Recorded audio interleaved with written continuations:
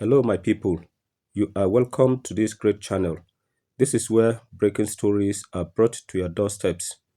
Like and comment on news stories that spark your interest and curiosity.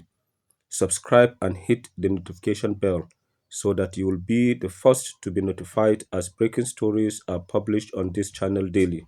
So, my people, something very serious is going on again around Nnamdi Kanu's case. This matter just keeps bringing new turns and fresh drama almost every week.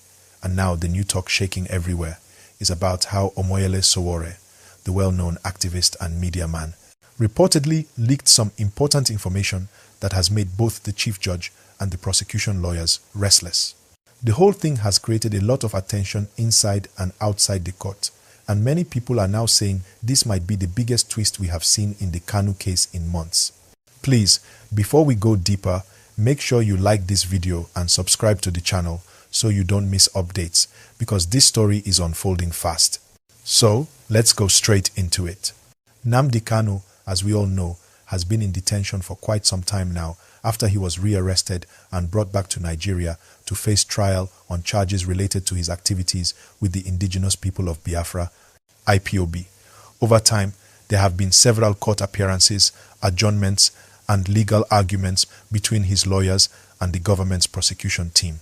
But what's making news now is not just the normal legal back and forth, it's the unusual tension inside the judiciary itself. Sources close to the matter say there's been movement of case files, and the chief judge has had to step in again to decide how to handle some parts of Kanu's latest motions, especially those connected to his health and rights.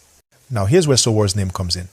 Sowore, being someone who has never been afraid to speak against the system, came out strongly again this week, talking about what he described as hidden actions inside the judiciary that may have influenced how Kanu's case has been delayed. He didn't mention every detail publicly, but the little he revealed has already sparked reactions. According to him, there are communications and internal notes that suggest that some legal officers were trying to avoid handling the case directly because of pressure from above. He said the public deserves to know when there are irregularities that affect justice. Whether you agree with him or not, one thing is clear: his words have made people start asking new questions about transparency in the process. Please remember to like this video and subscribe if you want more balanced updates like this. The moment Sowore spoke, it started trending immediately on social media. Some people praised him, saying he is doing what real activists should do, speaking the truth regardless of who is involved. Others, however, criticized him, saying he's trying to overheat the system and create unnecessary drama around a sensitive case. But you see, that's Sowore for you. He has always been bold and outspoken. This new revelation he made didn't only put pressure on the prosecutors, it also made the chief judge's office start re-examining parts of the file to avoid public embarrassment. Nobody wants to be seen as handling such a high-profile case carelessly. As the talk continued online, lawyers from both sides reacted too. Members of Kanu's legal team said what Sowore said only confirmed what they had been complaining about for months, that the system has not been completely fair to their client. They repeated their call for the government to obey previous court orders regarding his health and his right to proper treatment.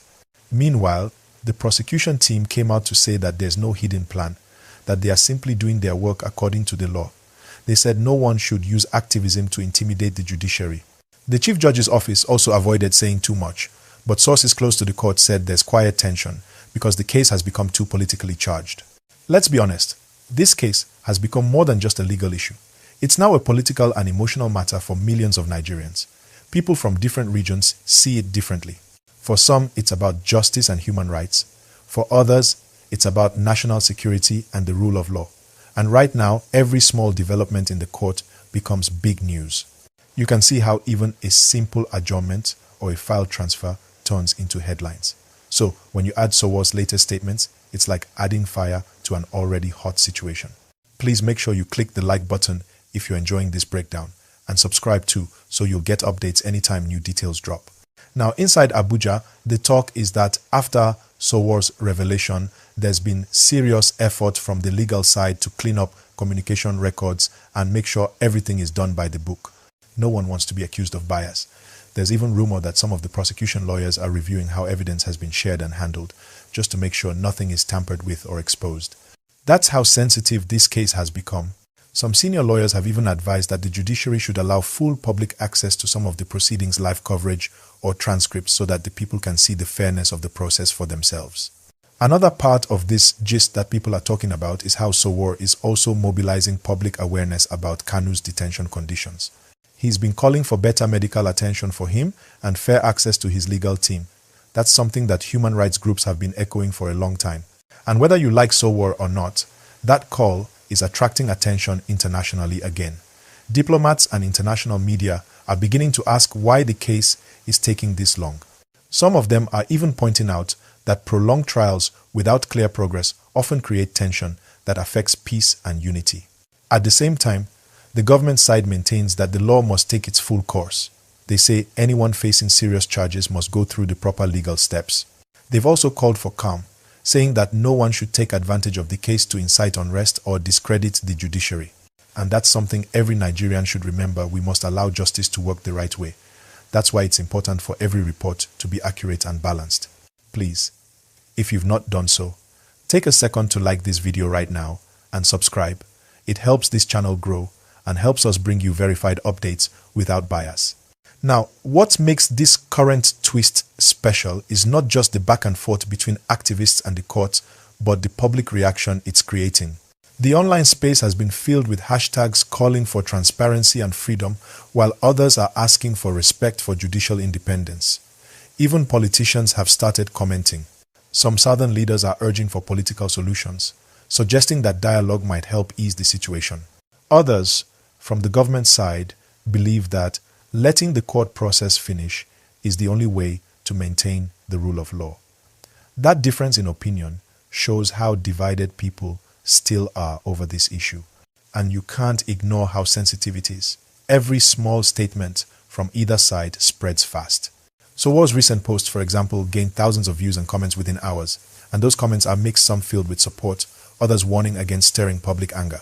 That's why, as a responsible audience, it's important we all stay calm and watch how the legal process goes. We can talk, we can debate, but it should always be peaceful. So please once again make sure you've liked this video and subscribed, because very soon new developments will come out and you'll want to hear them here first. As all this is happening, Kanu's lawyers are preparing new motions.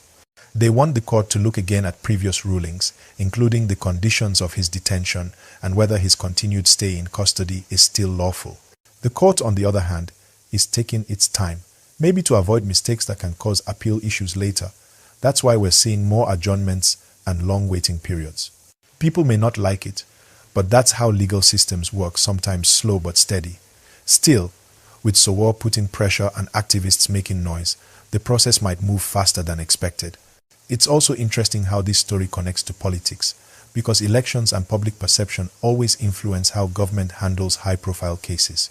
Some political figures fear that releasing Kanu too early could be seen as weakness, while others think continued detention could fuel anger and unrest. That balance between justice, peace, and politics is what makes the government's decisions tricky. And when Sowore drops information or calls for protests, it increases the heat, especially in the capital. Security agencies are already monitoring these developments closely to prevent any breakdown of order. But we should give credit where it's due. Despite the tension, the public conversation is still mostly peaceful. People are discussing, arguing, and analyzing instead of resorting to violence, and that's a positive sign.